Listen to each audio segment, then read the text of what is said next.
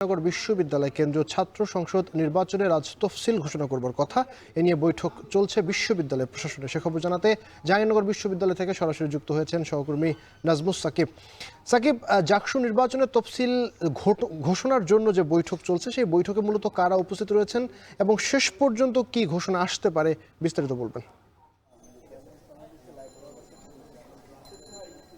আবির, আপনি জানেন যে গত 30 ডিসেম্বর কিন্তু যে রোডম্যাপ ঘোষণা করা হয়েছে সেই রোডম্যাপ অনুযায়ী কিন্তু 1 ফেব্রুয়ারি অর্থাৎ আজকে তারিখ ঘোষণা করা হয়েছিল যে আজকে তফসিল ঘোষণা করা হবে। আমরা আসলে সকাল থেকে কিন্তু বিশ্ববিদ্যালয়টিতে অবস্থান করছি এবং এখনো পর্যন্ত যতটুকু জানা যাচ্ছে যে তারা 3টার পরপরই কিন্তু একটি বৈঠকে বসেছেন। সেখানে উপাচার্যের নেতৃত্বে বৈঠকটি হচ্ছে এবং প্রক্টোরিয়াল অর্থাৎ এই বিশ্ববিদ্যালয়ের যিনি প্রক্টর তিনি আছেন, নির্বাচন কমিশনের বেশ কয়েকজন সদস্য আছেন, তাদের মধ্যে আসলে আলোচনা হচ্ছে।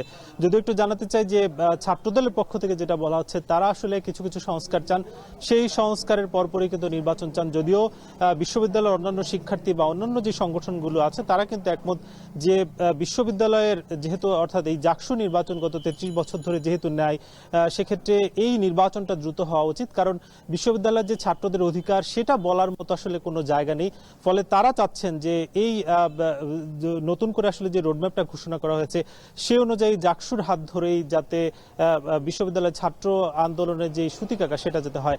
এবং আজকে আমরা বেশ কয়েকটি ছাত্র সংগঠনের সঙ্গে শিক্ষার্থীদের সঙ্গে কথা বলেছিলাম, তারা কিন্তু একই কথাই বলছেন এবং আগামী দিনের অর্থাৎ আজকের সিদ্ধান্তের আলোকেই কিন্তু তারা নতুন কর্মসূচি দিবেন বলে আমাদেরকে জানিয়েছেন।